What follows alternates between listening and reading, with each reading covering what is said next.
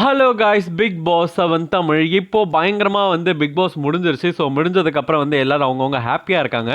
இதில் நிறைய கண்டஸ்டன்ஸ் வரவே இல்லை. அதில் முக்கியமான ஒருத்தர் அப்படி தான் பவா செல்லதுரை கமலோட கண்டனம். இதுதான் இந்த டாபிக். என்ன அப்படின்றத இந்த வீடியோவில் நம்ம இப்போ ஃபுல்லாக பார்க்கலாம். பவா செல்லதுரை ஒரு பெரிய ரைட்டர் அப்படின்றது தெரியும். ஒரு நிறைய புத்தகங்களை எழுதியிருக்காரு. அது போக நிறைய டேரக்டர்ஸ்க்கு அவருக்கு ரொம்பவே க்ளோஸ் அப்படின்னு தான் சொல்லணும். ஏன்னா சினிமாவில் எத்தனை டேரக்டர்ஸ் இருக்காங்களோ அவங்க எல்லாருமே ஒரு நாளாச்சு பவா செல்லதுரை அவர்களுடைய வீட்டுக்கு சென்று சாப்பிட்ருப்பாங்க அப்படின்றதுல எந்த ஒரு மாற்று கருத்துமே கிடையாது. அது மட்டும் இல்லாமல் ஒரு அத்தனை பேரை படிக்க வச்சிருக்காரு. கிட்டத்தட்ட 200 பேருக்கும் மேலே அவர் படிக்க வச்சிருக்காரு. அவருக்கு ஃபீஸ் கட்டியிருக்காரு அப்படின்றது எல்லாமே அவரே சொன்ன ஒரு விஷயங்கள் அப்படின்னு தான் சொல்லணும். அவர் இந்த பிக் பாஸ் 7ல் கலந்துக்கிட்டாரு. பிக் பாஸ் 7ல் கலந்துக்கிட்டு ஆனால் ஃபினாலேக்கு வரல அப்படின்றது தான் ஒரு முக்கியமான விஷயம். ஏன் அப்படின்னா அவர் பாதியிலே போயிட்டார். என்னால் இங்கே இருக்க முடியல அப்படின்னு சொல்லி தான் அவர் இங்கேருந்து போயிட்டார். இதுக்கு நிறைய பிரச்சனைகள் உள்ளே நடந்துச்சு. பிகாஸ் அவருக்கு சிங்கே அவ்வளோ உள்ளே அவர் ரொம்பவே புத்திசாலிகள் கூட இருந்துட்டு இங்கே முட்டாள்கள் கூட இருக்கும்போது ஆப்வியஸ்லி அவருக்கு கனெக்டே ஆகலை அப்படின்னு தான் சொல்லணும். அவர் எச்சி துப்பிட்டாரு, அதை பண்ணிட்டாரு, இதை பண்ணிட்டாருன்னு சொல்லி அவர் ரொம்ப டார்ச்சர் பண்ணி அவர் வயசானவர் அவரே நான் வெளியில் போகிறேன் அப்படின்ற அளவுக்கு சொல்லி அவரே வெளியில் போயிட்டாரு அப்படின்னு தான் சொல்லணும். இல்லைனா அன்றைக்கி ஒரு பெரிய சம்பவம் நடந்திருக்கும். என்ன அப்படின்னா மாயா அன்னைக்கு வெளியில் போயிருப்பாங்க.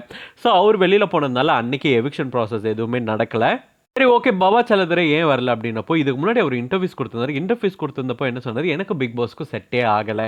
நான் பிக் பாஸ் போனது ஒரு தப்பான முடிவாக நான் நினைக்கிறேன் அப்படின்ற மாதிரி அவரோட கருத்தை ஷேர் பண்ணியிருந்தார். ஏன் அப்படின்னு கேட்டப்போ, இல்லை நான் படிப்பாளிகள் கூடயே இருந்தேன். நான் என்னோட அறிவை அவங்களால புரிஞ்சிக்க முடியல. என்னை யாராலையுமே அங்கே புரிஞ்சிக்க முடியல. அதாவது படித்த ஒருத்தவங்க முட்டாள்கள் நடுவில் எப்படி இருக்க முடியும் அப்படின்ற மாதிரி தான் நான் அங்கே இருந்தேன். அது ஒரே ஒரு எக்ஸ்பீரியன்ஸ் மட்டும்தான் நான் கற்றுக்கிட்டேன். அது போக நான் படிக்கவே வேண்டாம் அப்படின்னு சொன்னன்ற மாதிரி சோஷியல் மீடியாவில் பேசிட்டு இருக்காங்க. எவனாச்சும் சொல்லுவானா படிக்காத அப்படின்னு சொல்லிட்டு, அதுவும் எழுத்தானன் சொல்லுவானா படிக்காத அப்படின்னு சொல்லிட்டு. ஒரு பொண்ணு எனக்கு படிப்பு வரல, என்னை விட்டுருங்க அப்படின்னு சொல்லிட்டு இருக்கும்போது இன்னொரு அம்மா பிஹெச்டி முடிச்சு சைக்காலஜி முடிச்ச அம்மா என்ன சொல்கிறாங்கன்னா, இது மாதிரி படிப்பு ரொம்ப ரொம்ப முக்கியம் அப்படின்ற மாதிரி அந்த பொண்ணு ஃபோர்ஸ் பண்ணாங்க. அந்த நேரத்தில் ஒரு எழுத்தாளனா நான் அந்த பொண்ணு கூட நிற்க வேண்டிய கட்டாயம் இருந்துச்சு. அந்த பொண்ணு கூட நின்று ஃபைட் பண்ண வேண்டிய கட்டாயம் எனக்கு இருந்துச்சு. அந்த பொண்ணு கூட நின்று அந்த பொண்ணோட தரப்பை நியாயப்படுத்த வேண்டிய இடத்துல நான் இருந்தேன். அதனால தான் படிக்காதுன்னு சொன்னனே தவிர, அந்த படிப்பு வராத பொண்ணுக்கு எதுக்கு படிப்பை திணிக்கணும், அந்த பொண்ணுக்கு எதில் இன்ட்ரெஸ்ட் இருக்கோ அதில் படிக்க வைக்கலாம் அப்படின்னு தான் நான் சொன்னனே தவிர, படிக்கக்கூடாதுன்னு யாருமே சொல்ல மாட்டேன். நான் 200 பேருக்கு மேலே நான் படிக்க வச்சுருக்கேன், அதனால் நான் எப்படி சொல்லுவேன் அப்படின்ற மாதிரி சொல்லியிருந்தார். அது மட்டும் இல்லாமல் மாயா நிக்சன் இவங்க 2 பேர் மட்டும்தான் என்னோட புத்தகங்களை படிச்சிருந்தாரு. அவங்களோட உரையாடல் மட்டும்தான் கொஞ்சமாச்சும் ஜென்யூனாக கொஞ்சம் ஜீனியஸாக இருந்துச்சு. அதை தவிர மிச்சம் எல்லாருமே அங்கே இருக்கிறவங்க எல்லாருமே முட்டாள்கள் தான் அப்படின்ற மாதிரி சொல்லியிருந்தார். அவர் ஏன் இதில் வரலன்னு கேட்கும்போது, ஏன்னா இவர் பாதியிலே போயிட்டாரு, அதை டிஸ்கண்டினியூ பண்ணிட்டு போன மாதிரி அப்படின்னு தான் சொல்லணும். அதாவது இந்த பிக் பாஸ்லேயே விருப்பம் இல்லாத, நாட்டம் இல்லாமல் உள்ளே இருந்ததுக்கு முக்கிய காரணம், அதாவது சும்மா ஓகே பிக் பாஸ் போய் ட்ரை பண்ணலான்னு வந்தவர் நாட்டம் இல்லாமல் வெளியில் போயிட்டார் அப்படின்றபோது திரும்ப அதுக்கு வரது அசிங்கமாக இருக்கும். சரி எதுக்கு திரும்ப வந்துட்டு அப்படின்ற மாதிரி ஒரே காரணத்தினால அவருக்கு அழைப்புதல் போயும் அவர் வரல அப்படின்ற மாதிரியான இன்ஃபர்மேஷன்ஸ் தான் இப்போ இருந்துச்சு.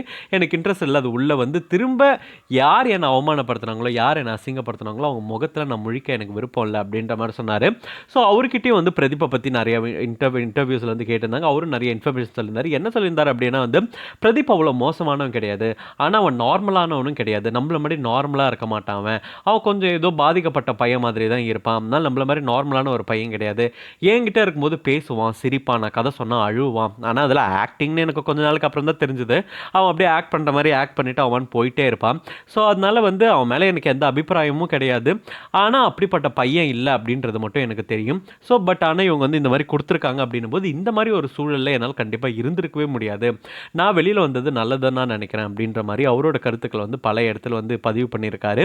அது போக கமல் மேலே ஒரு பெரிய மரியாதையும் வச்சிருக்காரு அப்படின்றதுல எந்த ஒரு மாற்று கருத்துமே கிடையாது. அவரோட புத்தகங்களை கமலஹாசன் அவர்களே நிறையா படிச்சிருக்காரு அப்படின்றதும் குறிப்பிடத்தக்கது. இதை பற்றி நீங்கள் என்ன நினைக்கிறீங்கன்றதை கமெண்ட் பாக்ஸில் கமெண்ட் பண்ணுங்கள். இந்த மாதிரி பிக் பாஸ் அப்படி தெரிஞ்சுக்கணும் ஸ்க்ரீன் டாக்கி சேனலுக்கு சப்ஸ்கிரைப் பண்ணுங்கள்.